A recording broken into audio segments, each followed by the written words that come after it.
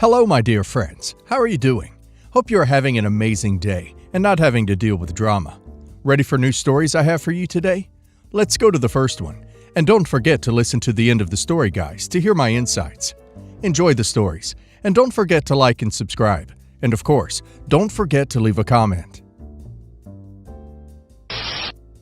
My brother got married in Jamaica 6 years ago. It cost me $2,300 for the week, plus a week off work, unpaid. Not really a huge deal. I love my brother, and I wanted to be there for him. I had a great time and actually met the woman I'm currently dating there at the resort. So it's been 6 years, and my sister-in-law is pregnant. It's a huge surprise because they were planning on waiting a while yet. Now they are planning another wedding. I asked him why, and he said he wanted to renew their vows before the baby came. I said that was cool, but that I would not be attending. I'm busy with work and my own life. He said he really wanted me there. I said no. He said it was important to him I be there. I said that I had already attended his wedding once, and that was plenty. If he wanted me to go to his second wedding, he would have to pay me for my time and for my trip home. I live and work in the Bay Area, and our family is from Raleigh. He finally admitted that the first wedding was a sham. They basically got us all out there for a party. I told him to get ducked. My mom called me to tell me I was being a jerk not coming to the wedding. I said I would go if my brother covered my expenses. She said I was being ridiculous. I said he was being a narcissist if he thought 2 weddings were needed. She would not relent. She started bugging me and calling me out in our family Facebook group. I told her and my brother to leave me out of their goofy wedding plans. Everyone started dogpiling me about not being there for him. I reminded them that I was his best man at the first wedding. Nope, not good enough. I had to be there for this because family. I'm the only one who would have to take a flight for the wedding. I told everyone to leave me alone and actually muted the group to avoid any further discussion. They started calling me. I finally just started telling everyone that I wasn't going to go unless they paid not just for this wedding, but my time at the previous one. That just pissed people off. So I told the truth. I said that the first wedding wasn't real and that my brother was not really married, and that he was probably only getting married because our family trust excludes kids born out of wedlock. It's not a lot of money, but it covers a full 4-year degree or provides a grant to start a business. We cannot live off the money forever or anything. So this started a huge fight since a bunch of people had been upset about a destination wedding the first time, and lots could not afford to go. They felt excluded and made fun of. And now the people who did go are pissed they blew money on a party. And don't get me started on the gifts. So this has obviously caused a lot of stress for them. He called to yell at me for outing him. I said he was an idiot for not just going to a justice of the peace quietly. He said his wife is hormonal and wants a real wedding. I don't think I need to go see a second wedding. Am I the a-hole? OP definitely doesn't need to go. Looks like this entire distasteful mess is because OP's brother deliberately deceived everyone with the first wedding. I suppose they happily accepted wedding gifts too. If so, then they basically scammed their family and friends for some free wedding gifts and a party. That's just not right. What OP's brother should do is head down to City Hall and have a civil ceremony to make it legal, not have another party and free wedding gifts. And now let's hear the community's opinion. Juice the Prune says, "Wow, not the a-hole. The truth would have come out sooner or later. He needs to have a quiet justice of the peace wedding pronto." Catbird 2023 says, "Not the a-hole. For what it's worth, this is the thing about destination weddings at resorts and such. They are generally just for show. You're not getting a marriage license in the destination country or meeting the legal requirements to get married there. Every couple I've known who has gotten married in a destination wedding has had another legal ceremony, usually just with a couple of witnesses, not a party, to formalize things in their home country. I thought everyone knew this by now. Your brother is a huge a-hole for not taking care of the legal marriage stuff like a grown-up, but instead expecting everyone to do it all over again at their own expense." J. Gal Knit says, "Not the a-hole. His wife had a real wedding, even if it was a sham. She had the dress, the guests, the vows. Just because there wasn't a license doesn't mean it wasn't a wedding. She doesn't get to have another one just because they didn't do it right the first time. I mean, truly, she can have as many as she wants, but she doesn't get to expect the same thought and guests and attitude. You don't need to go." Back 2 years ago, my fiancé, myself, and his brother John all went to a 21-plus bar, and John ended up bringing some girl home with him that night. 2 days later, we got a phone call saying that John was in prison. Apparently, that girl was 15, with a fake ID, and her parents reported her missing when she didn't come home for 48 hours. The police tracked her phone and found her still at John's, with him in bed. Obviously, this was a big shocker. My fiancé and I saw this girl at a 21-plus bar. We witnessed the whole thing. I hate to put it this way, but my fiancé really manipulated me to pay for his brother's lawyer and legal fees. I had $16,000 in savings, but he didn't have any savings at all. He asked me openly twice, and both times I said I didn't want to give up my savings for a lawyer. He would say, "Okay, that's fine, I understand." And then some sulking around the house, crying constantly, talking on the phone to numerous people asking to borrow cash. Eventually, I just caved and said, "Whatever, take my ducking money," because his dad showed up and started talking to me about it, and I was so cornered by them, and I just gave up. I never really forgave them. He lost the case, so the $14,000 that I spent on a lawyer was for nothing. He was sentenced to 15 years. Well, new evidence came out because my fiancé came across a video on TikTok that actually showed his brother in the background with the girl, and it clearly shows her being the instigator. He's been talking to his brother for the past week and has said multiple times, "We are going to figure this out for you," or "We are going to get you out of this." And sure enough, he came to me this morning and asked me if I would pay for another lawyer. He said he found someone who would only charge $5,000. I am so disgusted that I want to turn my back on him and never look back. And it's 100% over money. My friends say I'm a ducking a-hole because this man literally treats me like ducking gold. And other than this, I'm so happy with him. But this money thing is ducking with me so bad that I can't even look at him the same. Edited to add, he has only ever asked me for money on these 2 occasions, but where it's large sums of money, it feels much worse to me, especially where he knew how much that $14,000 bothered me. So it just rubs me the wrong way that he would ask for an additional $5,000. Like I was super depressed after giving up that money because it was my cushion of financial security. And like he saw it every day for months, how upset I was over it, to a point where he started covering more on rent to make it up to me. So instead of paying half, which was $750, he started paying around $1,000. I don't know. If OP's fiancé and his family haven't already paid OP back, she will never see her $14,000. OP should not give them any more money. Boyfriend's brother's problems are not OP's problems. If his family wants to help him, they should be funding his lawyer, not OP. I don't know why OP says he treats her like gold, because he clearly doesn't.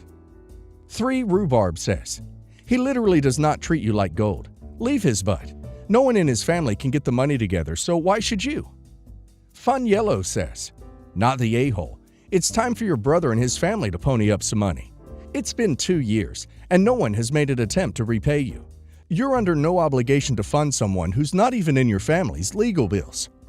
Fluffy Vacation says, "Not the a-hole.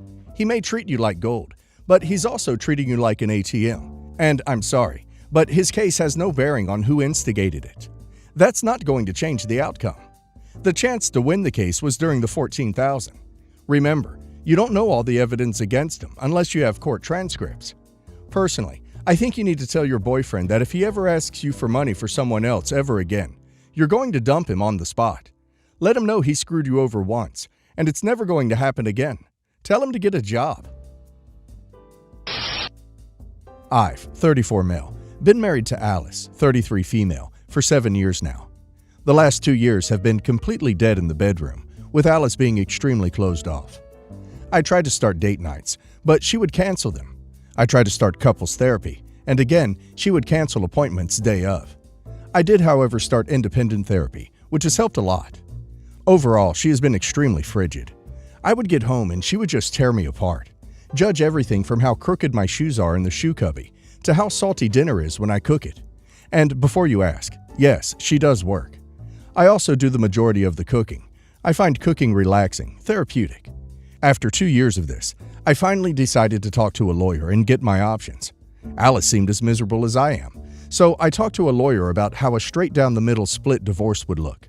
Basically, we would have to sell the house, each one keeps a car, and we split the equity of the house, each of us keeping our own retirement accounts. I'm fine with this, and I asked the lawyer to start writing it up. Alice in the past has some issues with her temper, so I made sure to record the conversation on my phone, just in case. Well, 2 months ago was when I sat her down and told her I was thinking, and neither of us have been happy for a long time. We should just pull off the band-aid and get divorced." Alice then shocked me with her first question. "How long did you know?" I didn't know what she thought I knew, but I played along and said since the beginning. "You knew for a half a year and you didn't say anything?" Well, I have to say, I was very emotionally divorced from this woman already, partially thanks to a good amount of therapy, so I kept playing along. I asked why him of all people. She then spilled her guts that Frank was there for her, and everyone else in the office found him charming. Frank was her boss, so now I had more. We danced around more and she handed her phone over to me defeated, thinking I already knew the worst. I took screenshots of their conversations and forwarded to my email. Alice wasn't crying, she wasn't begging, but she did act sad. She packed up a bag of stuff and left. I took the recording and the screenshots and sent them to my lawyer. After a brief phone call with my lawyer, he decided to not go with the clean split, but instead I keep the house, the cars, and whatever is in the joint accounts. Papers were drafted and sent to her, which she has not contested, with her thinking I had a mountain of evidence of her infidelity. Divorce is now underway, with just the clock running until the final decree. The problem starts when my sister, Sam, 31 female, bumped into Alice at the grocery store. I talked to Sam about the marital problems and how I wanted a clean split. I didn't, however, tell her about the adultery. Alice told her that she cheated, and Sam was confused. Sam called me last night, asking if I knew Alice was cheating when I got a lawyer. I told her no, I didn't. Alice volunteered the information when I asked for a divorce, and I played along to get more info. Sam said she was disappointed in me using mind games to trick Alice into agreeing to a less than even split in the divorce. Sam said it was stunts like these that are borderline gaslighting. So I gotta ask, should I have kept with the even split divorce? Edited to add, we live in a state that allows both no-fault divorce and fault divorce, and there is a prenup with a cheating clause involved. I originally sought to do a no-fault even split, basically wash our hands of this sham, get on with our lives. We're not going to try an unrealistic 90-10 either. In the end, it will be more 65-35. She had a lawyer read and agree to the settlement, which she had signed. Like I said, now we're waiting out the clock. Our state has provisions on cool-off periods and stuff. I didn't have papers ready or drafted when I talked to Alice. With how miserable she was, I figured she would want the split as well. No idea why my sister is so hung up on the dishonesty I had to trick Alice. Play stupid games, win stupid prizes. Also, OP should tell his sis that's not what gaslighting is. OP's ex running her mouth isn't OP gaslighting her. I think OP should stop sharing information with his sister. Virtual Choir Boy says, not the a-hole.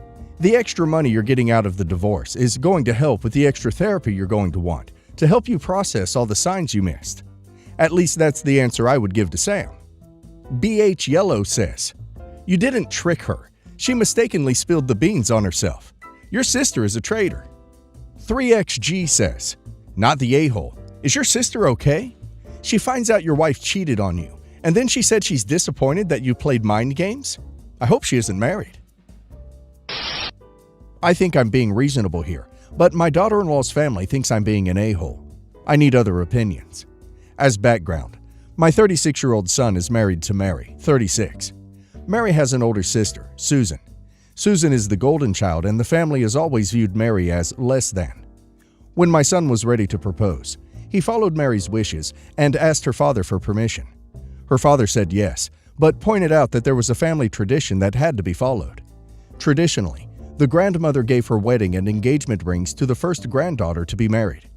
Grandma was in Florida for the winter, so he would have to wait until Grandma came back to propose. He wasn't happy, but agreed. Susan found out. She pushed her boyfriend into getting engaged and let Grandma know. Mary's mom and Grandma told Mary that Susan would be getting Grandma's engagement ring, but since Mary's boyfriend had asked first, they would compromise and let Mary have the wedding ring. Both girls get married, and eventually, Susan has 2 daughters, now 7 and 3, and Mary has my now 1-year-old granddaughter. Here's the question. At my granddaughter's first birthday party, Susan brings up the family tradition and explains that her daughters will split her mom's rings like she and Mary did with her grandmother's. Then she laments about how terrible it is that my wedding set isn't diamonds, because now my granddaughter will be forced to have my cheap rings. While my rings are not diamonds, they are far from cheap. However, that's not my family's tradition. While my granddaughter will eventually inherit my jewelry, I will not be giving up my rings before I die. I explained this and then said there was actually a much better alternative. My granddaughter could have my grandmother's wedding set if she wanted it. I was actually wearing them on my right hand, so I showed them to Susan and her mother. They both asked if those were real, since I don't actually wear diamonds much. I assured them that these were real diamonds. It is a very valuable set. Chaos ensued. Susan and her mom think I was rude for mentioning that my granddaughter will eventually inherit much more expensive diamonds than Susan's daughters will. They think it's unfair that they will have to split a set, while my granddaughter will get the whole set and a more expensive set. For the record, I am very unlikely to ever have another grandchild. If my granddaughter was to get such a valuable gift, they think I should never have mentioned it because it will make Susan's girls jealous. I maintain I didn't bring it up. I only said something when Susan got pushy. Vegetable Cod says, not the a-hole. Honestly, a little surprised Susan didn't demand the rings for her kids. Regular Switch 454 says, oof, these people are insufferable. Not the a-hole. Lock up your valuables and limit contact. Don't accept any food or drinks from them either. Perfect Pomelo 3 says, not the a-hole. If Susan didn't want her daughters having to split the ring set, she should have stopped at one. Susan chose to ask the question. It's not your fault she didn't like the answer.